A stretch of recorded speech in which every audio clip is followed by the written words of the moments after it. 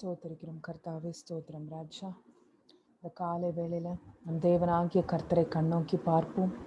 நம் தேவாதி தேவன் நமக்காக எப்பொழுதும் நம்மோடு கூட பேசி நம்மோடு கூட இருந்து நமக்காக யாவையும் செய்து முடிக்கிற கர்த்தரை நோக்கி நாம் பார்ப்போமா? எஸ்ஸப்பா, ஸ்தோத்திரிக்கிறோம் கர்த்தாவே, ஸ்தோத்திரம் ராஜா, ஸ்தோத்திரம் தகப்பனே. எஸ்ஸப்பா, இந்த நேரத்துல கூட ராஜா ஒரு சிறு மந்தையாக உம்முடைய சமூகத்துல வந்து நிற்க கர்த்தர் நீங்க எங்களுக்கு கொடுத்த கிருபைக்காக தயவிற்காக நன்றி ராஜா. ஆமேன் தகப்பனே. தேவரீர் எங்களோடு உறவாடி எங்கள் மத்தியில நீங்க உலாவி கொண்டிருக்கிறபடியால் நன்றி எஸ்ஸப்பா. தினமும் நீங்க எங்களுக்கு கொடுக்கிற இந்த மன்னாவுக்காக நன்றி தகப்பனே. நம்முடைய சமூகத்துல வந்து இந்த மன்னாவை பெற்றுக்கொள்ள கர்த்தர் தகப்பனே எங்களுக்கு செய்த ஒவ்வொரு ஸ்லாக்கியத்திற்காக நாங்க உமக்கு நன்றி சொல்லுகிறோம்.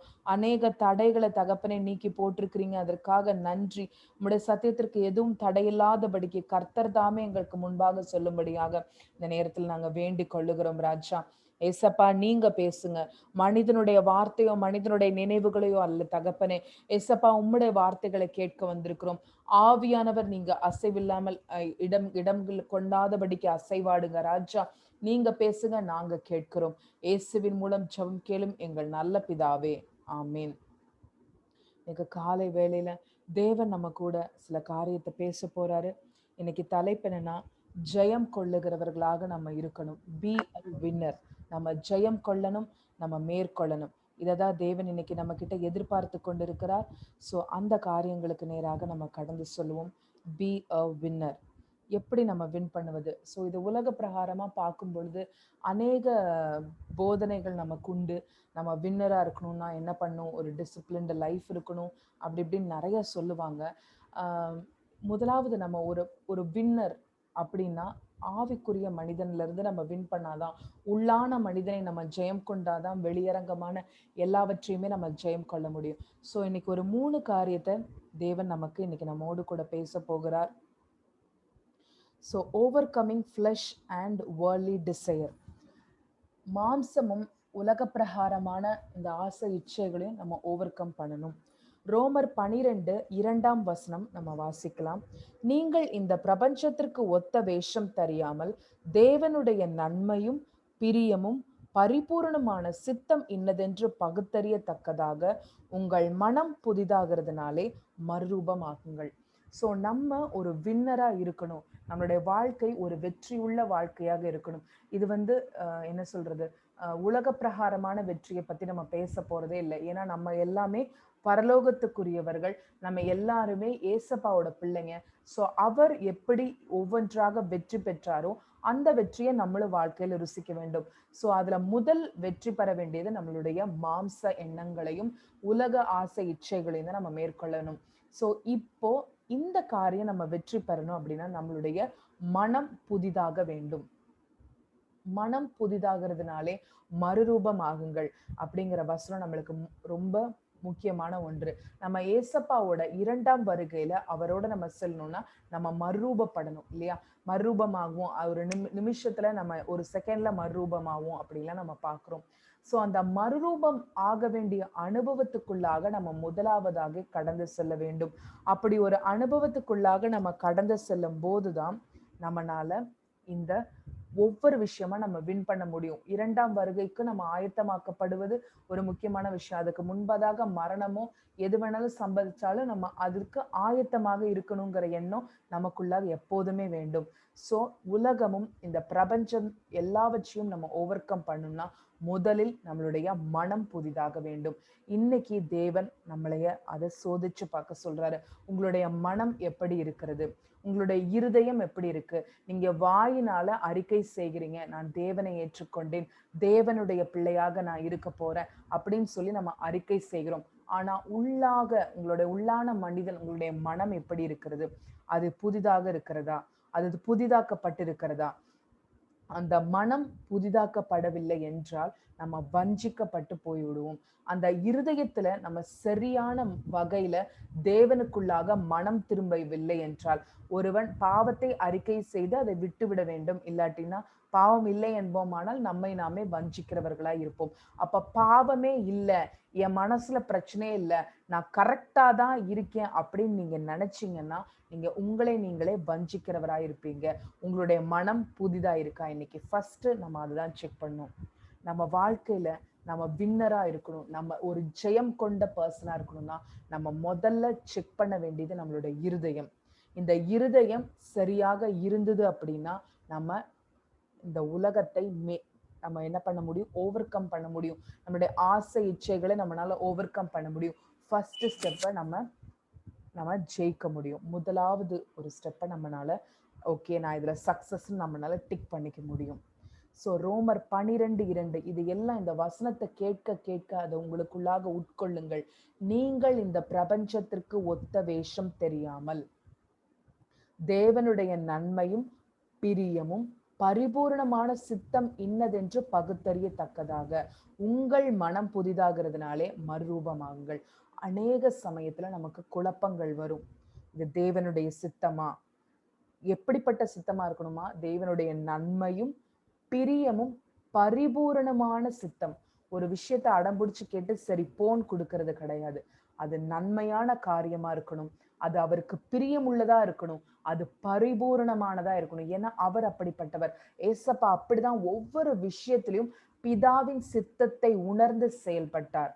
அவருக்கு சிலுவையோட காரியங்கள் குள்ள கடந்து போவதற்கு முன்பதாக கெத்செமனே தோட்டத்துல போய் இந்த பாத்திரம் என்னை விட்டு எடுத்து போட முடியும்னா நீங்க எடுத்து போடுங்க, ஆனாலும் என் சித்தம் அல்ல உம் சித்தம் என்று பிதாவினுடைய பரிபூரண சித்தத்திற்கு தன்னை ஒப்பு கொடுத்தார். அப்படி நமக்கு இத பகுத்தறிய வேணும். தேவனுடைய சித்தம் எதுன்னு அன்னைக்கு ஏசப்பாக்கு தெரிஞ்சிருக்கிறது. தேவனுக்கு எது பிரியும்னு ஏசப்பாக்கு தெரிஞ்சது. தேவன் இத கேட்டா இது எனக்கு தருவார்னு தேவனுக்கு தெரிந்தது.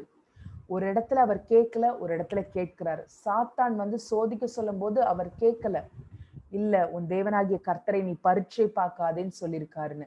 இந்த கல்லுகளை அப்பமாக்க கூடும், அதனால நீ அப்பமாக்குங்கும் போது தேவன் இந்த ஒவ்வொரு சோதனைகளும் அப்படி செய்ய மாட்டேன் அப்படி செய்ய மாட்டேன்னு சத்துருக்கு எதிர்த்து நின்றார். ஆனால் ஜனங்கள் வந்து தேவனுக்கு முன்பாக நிற்கும் போது அந்த 5 அப்பத்தை அவர் 5000 பேருக்கு போஷிச்சார். So he know the difference. எந்த இடத்துல பிதா கிட்ட கேட்கணும், எந்த இடத்துல கேட்க கூடாதுன்னு. ஆனா காரியம் ஒண்ணுதான், அப்பம் தேவைப்படுகிறது, போஜனம் தேவைப்படுகிறது. ஒரு இடத்துல அவர் கேட்கல, ஏன்னா அது தவறான ஒரு நபர்னால வந்தது, அது சாத்தானுடைய தந்திரத்தினால வந்தது. இன்னொரு இடத்துல அவர் கேட்கிறாரு, ஏன்னா அநேக ஜனங்கள் பசியாக இருந்தார்கள்.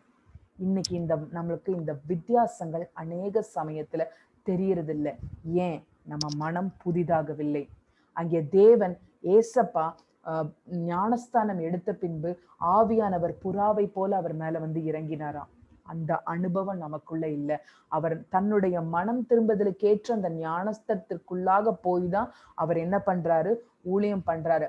அவர் மனம் திரும்புதலுக்கேற்ற ஞானஸ்தானம், யோவானின் ஞானஸ்தானத்தை எடுத்து அதே தொடர்ந்து பரிசுத்த ஆவியானவருடைய அபிஷேகத்தை பெற்று அதற்கப்புறம் தான் ஊழியத்திற்கு கடந்து செல்லுகிறார்.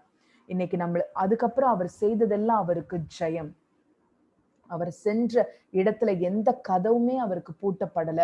மரணம் கூட தன்னுடைய கதவை திறந்து கொடுத்தது. இன்னைக்கு அநேக நேரத்துல நம்மளுடைய மனம் புதிதாகாதனால நம்ம ப்ராப்பரா நம்மளுடைய மாம்ச எண்ணங்களை மேற்கொண்டு நம்ம புதிதான மனுஷனை தரித்து கொள்ளாதனால அநேக இடத்துல நம்ம தோல்வி அடைஞ்சிடறோம். இது உங்களுக்கு நல்லா புரியும்னு நினைக்கிறேன். அநேக இடத்துல இந்த பிரபஞ்சத்திற்கு ஒத்த வேஷம் தரிச்சிடுறோம். அநேக இடத்துல தேவனுடைய சித்தத்திற்கு மாறாக நடந்து விடுகிறோம். அநேக இடத்துல அதை பகுத்தறிய முடியாம இதை கேட்கணுமா கேட்க கூடாதான்னு தெரியாம குழப்பமாவே இருந்துடுறோம். ஏன்? நம்ம மனம் புதிதாக்கப்படல. இந்த உலக இச்சைகளுக்கு நம்ம விட்டு கொடுத்துறோம். ஏன்? நம்ம மனம் புதிதாக்கப்படல. சாத்தான் வந்து தேவன் பசியா இருக்கும் போது சோதிக்கும் போது கர்த்தர் அங்கே விட்டு கொடுக்கல.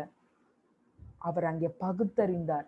அங்கே தேவனுடைய பிதாவினுடைய சித்தத்தை அறிந்தார். அங்கே சாத்தானுக்கு எதிர்த்து நின்றார். பிரபஞ்சத்திற்கு ஒத்த வேஷம் தெரியாமல் போனார். இன்னும் அவருடைய ஊழிய காலம் ஸ்டார்ட் ஆகிறதுக்கு முன்னதாகவே இந்த பூமி அனைத்தையும் உனக்கு தரேன், இந்த ராஜ்யங்களும் இதெல்லாம் எனக்கு உனக்கு தரேன்னு சொல்லும் போது அவருடைய வேலை ஈஸியா முடியறதுக்காக காரியத்தை சாத்தான் முன்னாடி வைக்கும் போது இல்ல, அவர் நன்மையானதை தெரிந்து கொண்டார், தேவனுக்கு பிரியமானதை தெரிந்து கொண்டார். பரிபூரணமாக இல்ல, நான் இந்த 3 வருஷம் இதெல்லாம் கடந்து போய் பரிபூரணமாக சிலுவையை சுமந்து நான் மரித்து ப்ராப்பரான வேலை தான் போவேன், அது கடினமா இருந்தாலும் அதை தான் நான் தெரிந்து கொள்ளுவேன், ஏன்னா அதான் பிதாவினுடைய சித்தம்னு அவர் உணர்ந்தாரு. ஏன்? அவர் மனம் புதிதாக்கப்பட்டார். ஏசப்பாவும் நம்மளை போலதான் மனுஷனா பிறந்து மனுஷனா வளர்ந்து அவர் தெய்வீக குணங்கள் அவருக்கு வந்தது காரணம் அவர் கற்றுக்கொள்ளுகிறவனை போல பிதாவினுடைய சமூகத்துல உட்கார்ந்தார். நம்மை போலதான் அந்தந்த வயசுல அவர் கத்துக்கிட்டு இருந்திருப்பாரு. நம்மை போலதான். ஏன்னா சுத்தி உள்ளவங்க என்ன சொல்றாங்க, இவன் மரியாளின் மைந்தன் அல்லவா, இவனுடைய சகோதரர்கள்லாம் இவங்க தானே, இவன் தச்சனுடைய குமாரன் அல்லவான்னு சொல்றாங்க. அப்ப எல்லாத்தை போல ஒருவராதான் அவர் வளர்ந்தார். நம்மை போலதான். இன்னைக்கு நம்மளுக்கு ஏன் இவ்வளவு குழப்பம், இன்னைக்கு ஏன் நம்மளுக்கு சரியான முடிவெடுக்க முடியல, ஏன் நம்ம அநேக தரத்துல நம்மளுடைய மாம்ச எண்ணங்களுக்கும் உலகங்களுக்கும் நம்ம விட்டு கொடுத்துருக்கோம்னா, இன்னும் அந்த ஃபர்ஸ்ட் ஸ்டெப் நம்ம மனம் திரும்புதல் நம்ம கிட்ட இல்லை, நம்ம மனம் புதிதாகவில்லை, முழுக்க ஞானஸ்தானத்தோட கிரியை நம்ம கிட்ட இல்லை. இன்னைக்கு அநேகர் நம்ம முழுக்க ஞானஸ்தானம் எடுக்காம இருந்திருக்கலாம், அநேகர் நம்ம எடுத்திருக்கலாம், ஆனா அந்த கிரியை நம்ம கிட்ட காணப்படுதா? மூழ்கி எழுகிற அந்த ஸ்தானம், மனம் திரும்புதலுக்கு ஏற்ற அந்த ஞானஸ்தானம் இருக்கிறதா? முதல்ல மனம் திரும்பினோமா, அதற்கப்புறம் தான் பரிசுத்த ஆவியானவருடைய அபிஷேகம், அதுக்கப்புறம் தான் பரிசுத்த ஆவியானவர்னால ஞானஸ்தானம். சோ முதல்ல இந்த மனம் திரும்புதல் நமக்கு வேண்டும். அப்போ இந்த உலகத்தை நம்ம மேற்கொள்ள முடியும், நம்மளுடைய ஆசைகளை மேற்கொள்ள முடியும், நமக்கு தேவனுடைய சித்தத்தை நம்மளால செய்ய முடியும், நம்மளுக்கு இந்த பகுத்தறிவுக்குரிய ஞானம் கிடைக்கும். இரண்டாவது, ஓவர் கமிங் ஹியூமன்ஸ், மனிதர்களை மேற்கொள்ளுவது. மனிதர்கள்னா மனிதனுக்குள்ளாக இருக்கிற கிரியைகள், மனுஷிக எண்ணங்கள், நம்மை அடுத்து நமக்குள்ளாக இருக்கிற இந்த ஃப்ளஷ் அண்ட் வேர்ல்ட்லி டிசைர்ஸை பத்தி பார்த்துட்டோம். இனி அடுத்தது நமக்கு சுற்றி உள்ளவர்கள் செய்யும் காரியத்திலிருந்து நம்மளை மேற்கொள்ள வைப்பது எப்படி? யாக்கோபு 1வது அதிகாரம் 19 வாசிக்கலாம். ஆகையால் எனக்கு பிரியமான சகோதரரே, யாவரும் கேட்கிறதற்கு தீவிரமாயும் பேசுகிறதற்கு பொறுமையாயும் கோபிக்கிறதற்கு தாமதமாயும் இருக்க கடவர்கள். மனுஷருடைய கோபம் தேவனுடைய நீதியை நடப்பிக்க மாட்டாதே. ஆகையால் நீங்கள் எல்லாவித அழுக்கையும் கொடிய துர்க்கணத்தையும் ஒழித்துவிட்டு உங்கள் உள்ளத்திலே நாட்டப்பட்டதாயும் உங்கள் ஆத்துமாக்களை ரட்சிக்க வல்லமை உள்ளதாயும் இருக்கிற வசனத்தை சாந்தமாய் ஏற்றுக்கொள்ளுங்கள். அல்லாமலும் நீங்கள் உங்களை வஞ்சியாதபடிக்கு திருவசனத்தை கேட்கிறவர்களாய் மாத்திரமல்ல, அதன்படி செய்கிறவர்களாயும் இருங்கள். கர்த்தருடைய நாமம் மகிமைப்படட்டும். எவ்வளவு அழகா இந்த யாக்கோபு 1 எழுதியிருக்கிறாங்க. மனுஷனுடைய கோபம் தேவனுடைய நீதியை நடப்பிக்க மாட்டாது. மனிதர்களை மேற்கொள்ளுவது எப்படி? 21வது அதிகார வசனத்துல பார்ப்போம். ஆகையால் நீங்கள் எல்லாவித அழுக்கையும் கொடிய துர்க்கணத்தையும் ஒழித்துவிட்டு உங்கள் உள்ளத்தில் நாட்டப்பட்டதாயும் உங்கள் ஆத்துமாக்களை ரட்சிக்க வல்லதாயும் இருக்கிற வசனத்தை சாந்தமாய் ஏற்றுக்கொள்ளுங்கள். நமக்குள்ளாக நம்மளை ஓவர் கம் பண்ணிடுறோம். நான் பாவம் செய்யாம என்னை பாதுகாத்து கொண்டேன், நான் இப்ப மனம் புதிதாக்கப்பட்டவனாய் மாறிட்டேன். ஆனா இப்ப வெளியில இருந்து பிரச்சனைகள் வருகிறது, மனிதர்கள் மூலமாக பிரச்சனைகள் வருகிறது. நான் என்ன செய்யணும்?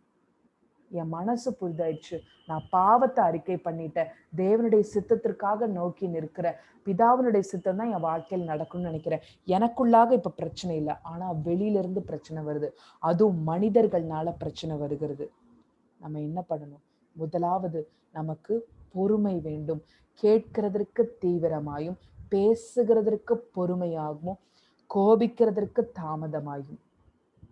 முதல்ல தேவன் நம்ம கிட்ட சொல்றது, மனிதர்கள் இந்த பேசும்போது இந்த நாக்குக்கு நம்ம இடம் கொடுத்து நம்ம கோபப்படுற இந்த காரியங்கள் தேவனுடைய நீதியை நடப்பிக்க மாட்டாது. ஒருத்தங்க உண்மைக்குமே தப்பு செஞ்சாலும் அதை நியாயம் தீர்க்கிறவர், அவங்களை கேள்வி கேட்கிறவர் தேவன் தான். எனக்கு கோபம் வந்துருச்சு, என்னால இந்த அநியாயத்தை பார்க்க முடியல, எப்படி இவங்க இப்படி செய்யலாம், வேதத்துக்கு இது புறம்பா இருக்கே, நான் வேதத்துக்கு ஒத்து வாழ்றேன், ஏன் இவங்கனால முடியல, கேள்வி கேட்க உங்களுக்கு அதிகாரம் கிடையாது. இந்த கோபம் தேவனுடைய நீதியை நடப்பிக்க மாட்டாது. அந்த இடத்துல அவருடைய நீதி நடக்காது. நம்ம கோபப்படுறதுனால அந்த மனுஷன் மனம் திரும்ப போவதில்லை. அவன் குற்ற உணர்வுடையவனாக மறுபடியுமாக என்னையவா நீ பேசுற அப்படின்னு தான் அவங்க கோபப்படுவாங்க. அங்கே தேவனுடைய சத்தியம், ரட்சிப்பு, நீதி எதுவுமே நடக்காது. நம்ம என்ன பண்ணணும்? நம்மளுடைய அழுக்கு இது எல்லாம் நம்ம கிட்ட இருக்கிற இன்னொரு வகையான துர்க்குணங்கள். உள்ளான மனிதன் கிளீன் ஆனாங்கும் போது அடுத்தது வெளியரங்கமாக பிரச்சனைகள் வரும்போதும் நம்ம உள்ளுக்குள்ள இதெல்லாம் மறைந்து இருந்ததுன்னா இதெல்லாம் வெளிப்படும். அப்ப என்ன பண்ண வேண்டும்? வசனம் நமக்கு தெரிய வேண்டும். வசனத்தை நம்ம ஏற்றுக்கொள்ள வேண்டும். நம்ம என்ன பண்ண சொல்றாங்க 22வதுல, அல்லாமலும் நீங்கள் உங்களை வஞ்சியாதபடிக்கு திரு வசனத்தை கேட்கிறவர்களாய் மாத்திரமல்லாமல் அதின்படி செய்கிறவராயும் இருங்கள். இப்ப நம்ம செயல்ல இருக்கணும். மனம் திரும்பிட்டோம், இப்ப நம்ம செய்கையும் மாறணும்.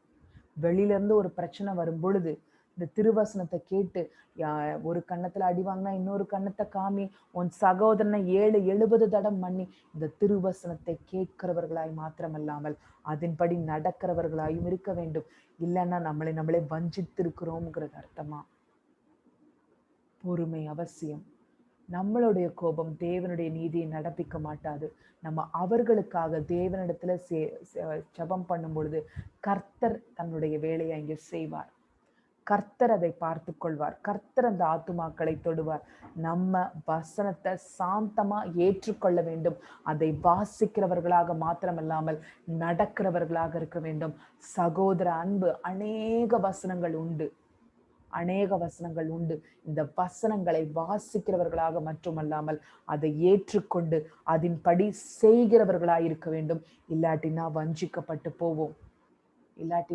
வஞ்சிக்கப்பட்டு போவோம். இப்படி வெளியில வர ஹியூமன்ஸையும் நம்ம மேற்கொள்ளணும்.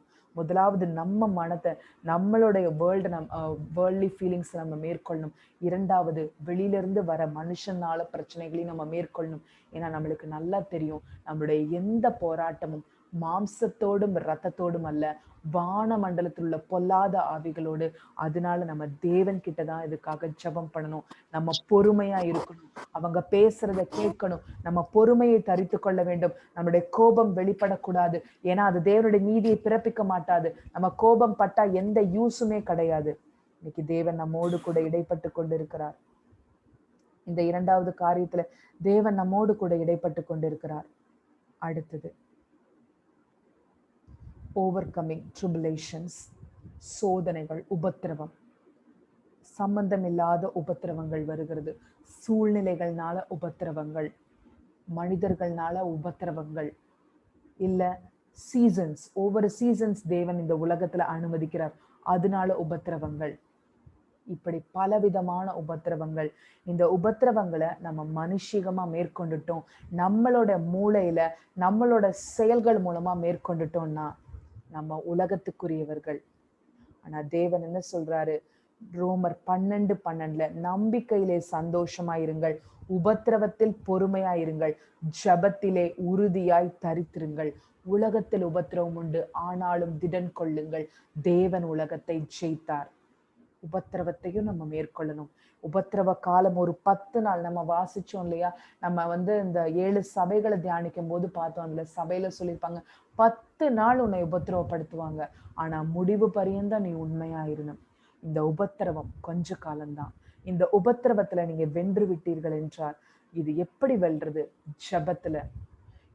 இந்த எபேசியர் 6வது அதிகாரத்துலதான் நம்ம பார்க்கிறோம் ஆவிக்குரிய சர்வாயுத வர்க்கத்தை போடணும்னு. அதுல என்ன எழுதியிருக்கு? இந்த போராட்டம் மாம்சத்தோடும் இரத்தத்தோடும் அல்ல, வானமண்டலத்துள்ள பொல்லாத ஆவிகள். அதனால இந்த சர்வாயுத வர்க்கத்தை தரிச்சு கொள்ளுங்கன்னு சொல்லிட்டு என்ன எழுதியிருக்கும் தெரியுமா? இதை எல்லாத்தையும் போட்டுக்கிட்டு நீங்க ஜபம் பண்ணுங்கன்னு எழுதியிருக்கும். ஜபம் செய்ய வேண்டும். ஜபம் நம்ம வாழ்க்கையில இது வரைக்கும் ஒரு ப்ரொசீஜரா இருந்திருக்கு. ஆனா இனிமேல் அந்த ஜபம் நமக்கு ஒரு ஆயுதமாக மாற வேண்டும். உங்க வாழ்க்கையில உபத்திரம் வருகிறதா? எப்பேற்பட்ட உபத்திரவமாக இருந்தாலும் சரி, நம்ம வாழ்க்கையில பண கஷ்டமா இருந்தாலும் சரி, மனதளவுல நம்ம கஷ்டப்பட்டாலும் சரி, மனிதர்களால ஒடுக்கப்பட்டாலும் சரி, இல்லை எந்த சூழ்நிலைகள் இந்த கொரோனானால நம்மளுக்கு டிஃப்ரெண்டான சூழ்நிலைகள் இருந்தாலும் சரி, மன அழுத்தம், பண அழுத்தம், மனிதர்களால் அழுத்தம், எப்பேற்பட்ட நிலைகளாக இருந்தாலும் சரி, இன்விசிபிள் அட்டாக்ஸ், வெளியரங்கமாக எதுவுமே தெரியாது. இந்த கோல்டு வாரும்பாங்க, வெளியில தெரியாது. ஆனா உள்ளான மனுஷனுக்கு உள்ள ஒரு ஒரு சண்டை நடந்துகிட்டே இருக்கும். இப்படிப்பட்ட எந்த வகையான உபத்திரவமானாலும் சரி, நம்ம ஏசப்பா இது எல்லாவற்றையும் மேற்கொண்டார். அவருக்கு நடக்காத உபத்திரவமா? ஒவ்வொரு இடத்துக்கு போகும்போது இந்த பரிசேயர்கள், சதுசேயர்கள் அவரை சோதித்து பார்ப்பதற்கு, ஆசாரியர்கள் கேள்வி கேட்டு அவரோட இது பண்றதுக்கு கல்லெறியறதுக்கு ரெடியா இருந்தாங்க. அவர் தேவாதி தேவன். கடைசியில அந்த உபத்திரவத்தின் உச்சத்த சிலுவையில அவர் ருசிச்சார் இல்லையா? கசப்பான தண்ணீரை கொடுத்தாங்க, அவரோட முகத்துல துப்பினாங்க, அவரை போட்டு அடித்தார்கள், நொறுக்குனாங்க. இந்த உபத்திரவத்தை எல்லாம் மேற்கொண்டார். ஏன்? இந்த மகிமையான காரியம். இந்த உபத்திரவம் கொஞ்ச நாள், ஆனா இப்பொழுது என் தேவன் நம்முடைய இயேசு கிறிஸ்து அடைந்த மகிமை எவ்வளவு! இப்பொழுது ஏசப்பா பிதாவினுடைய வலது பாரசத்துல வீற்றிருக்கிறாராம். பிதாவானவர் அவருக்காக சத்ருவெல்லாம் அவருடைய கால்களுக்கு கீழாக போட போறாராம். ஏசப்பாவுக்காக நம்மளை எல்லாம் பரலோகத்துல கூட்டிட்டு போறாரு. இத்தனை வின்னிங் பண்ணிருக்காரு ஏசப்பா. ஏன்? அந்த உபத்திரவத்துல பொறுமையா இருந்தது நிமித்தம், ஜபத்தை தரித்திருந்தது நிமித்தம். அந்த யோவான் எழுதின அந்த சுவிசேஷத்துல கெத்செமனே தோட்டத்துல ஏசப்பா ஏறெடுத்த அந்த ஜபத்தை வாசித்து பாருங்க. அவர் ஜபத்துல தரித்திருந்தார். கூட வந்த மனிதர்கள் மாம்சத்துல இருந்தாங்க. அந்த 3 பேர்னாலே முடியல, அவங்க தூங்குனாங்க. ஆனா தேவன் ஜபத்தில் உறுதியாய் தரித்திருந்தார். அந்த ஒரு ஜபம் நமக்கு வேண்டும். ஜப ஆவி ஊற்றப்பட வேண்டும். அப்பொழுது இந்த உபத்திரவத்தை நம்ம மேற்கொள்ள முடியும். நம்ம அழுகையின் பள்ளத்தாக்கை உருவ நடந்து அதை நீரூற்றாக்கி கொண்டார்கள். அழுகையின் பள்ளத்தாக்கை எல்லாத்தினாலையும் உருவ நடக்க முடியாது. அதை அமைதலோடு நடக்க முடியாது. இஸ்ரவேல் ஜனங்களை போல முறுவிறுத்து விடுவோம். அதை நம்ம நடக்கணும், நம்ம இருக்கணும் அப்படின்னா ஜபம் நமக்கு அவசியம். இன்னைக்கு இந்த ஜபத்தால நம்மளால ஜெயம் கொள்ள முடியும். நம்ம ஜபம் தான் நம்ம போய் சண்டை போடுறதுக்கு, அந்த வார்ஃபீல்ட்ல சண்டை போடுறதுக்கு ஈக்குவல். இன்னைக்கு அநேக காரியங்கள் நம்ம ஜபத்தால பெற்றுக்கொள்ள முடியும். ஜபத்தால பெற்றுக்கொள்ள முடியும். அதுக்கேற்ற வாழ்க்கையும் நமக்கு இருக்கணும். நான் எல்லாத்தையும் ஜெபிச்சுட்டேன், நான் எப்படி வேணாலும் வாழலாம் இல்லை. நம்ம வாழ்ந்து ஜெபித்து காமிக்கணும். ஸோ இன்னைக்கு இந்த 3 காரியங்களையும் தேவன் நம்மோடு கூட இடைப்பட்டு கொண்டிருக்கிறார். திரும்பவுமாக ஒரு விஷயம் நம்ம பார்க்கலாம். Overcoming flesh and worldly desire. முதலாவது நம்மளுடைய மாம்சத்தை நம்ம ஓவர் கம் பண்ணணும். அதற்கு நம் மனம் புதிதாக வேண்டும். நம்ம உள்ளான மனுஷன் புதிதாக வேண்டும். முழுக்க ஞானஸ்தானத்துடைய அனுபவம் நமக்கு வேண்டும். இரண்டாவது, இந்த மனிதர்கள் மூலமாக வரும் துன்பங்களை நம்ம ஓவர் கம் பண்ண வேண்டும். அதற்கு வசனம் நமக்குள்ளாக இருக்க வேண்டும். வாசிக்கிற வசனத்தை நம்ம ஏற்றுக்கொள்ள வேண்டும். அதன்படி நடக்கிறவர்களாக இருக்க வேண்டும். மூன்றாவது, துன்பங்கள், சூழ்நிலைகள்னால எதுனாலையோ வர இந்த உபத்திரவத்தை நம்ம மேற்கொள்ள வேண்டும். அதற்கு ஜபத்துல உறுதியாய் தரித்திருக்க வேண்டும். இப்படி நம்ம செய்யும் போது ஆவியானவர் சகல சக்தி, இதெல்லாம் நம்மளுக்கு ஆவியானவர் தான் சொல்லி தராரு. ஆவியானவருடைய அபிஷேகத்தை பெற்று நம்ம எழும்பி அடுத்த லெவலுக்கு நம்மளால போக முடியும். ஸோ ஜபம் பண்ணலாமா? ஜபம் பண்ணுவோம். ஸ்தோத்திரிக்கிறோம் கர்த்தாவே, ஸ்தோத்திரம் ராஜா. எஸ்ஸப்பா, இந்த நேரத்துல நாங்க எல்லாரும் எங்களை உங்களுடைய சமூகத்துல தாழ்த்துக்கிறோம். இன்னைக்கு எங்க ஒவ்வொருத்தருக்கும் நாங்க ஒவ்வொரு விதமான பிரச்சனையை ஃபேஸ் பண்றோம்ப்பா. எஸ்ஸப்பா, எங்கள சிலர் தகப்பனே இன்னும் எங்களுடைய பாவத்தை, இன்னும் எங்களுடைய உலக பிரகாரமான ஆசைகளை மேற்கொள்ள முடியாம கஷ்டப்படுறோம்ப்பா. எங்க மனம் புதிதாக வேண்டும் என்று நாங்க ஜெபிக்கிறோம் தகப்பனே. இன்னும் சிலர் தகப்பனே இந்த மனிதர்களோட போராட்டமாக இருக்கிறது தகப்பனே. எஸ்ஸப்பா, எங்களுடைய கோபம் உம்முடைய நீதியை நடப்பிக்க மாட்டாது தகப்பனே. நாங்க இந்த வசனத்தை வாசிக்க கேட்ட நாங்க, இந்த வசனத்தை கேட்ட நாங்க தகப்பனே, இன்னும் இந்த வசனத்தின் படி நடக்க, இவர்களை மன்னிக்க, இவர்களுக்காக ஜபம் பண்ண எங்களுக்கு உதவி செய்யுங்கப்பா. மூன்றாவதாக, நாங்க அநேகர் உபத்திரவமான சூழ்நிலைக்குள்ளாக இருக்கிறோம். எங்களுக்கு பண கஷ்டம், மன அழுத்தம், சூழ்நிலைகள் சரியில்லை, இப்படி பல ரீதியா பல பிரச்சனைகள் இருக்கிறதுப்பா. ஆனால் நாங்க ஜபத்துல இது எல்லாவற்றையும் வைத்து உறுதியாக தரித்திருக்க எங்களுக்கு உதவி செய்யுங்க. நீங்க கொடுத்த இந்த வார்த்தைகளுக்காக நன்றி ஏசப்பா. ஜெபத்தை கேட்டதற்காக நன்றி. இயேசுவின் மூலம் ஜெபம் கேளும் நல்ல பிதாவே, ஆமேன்.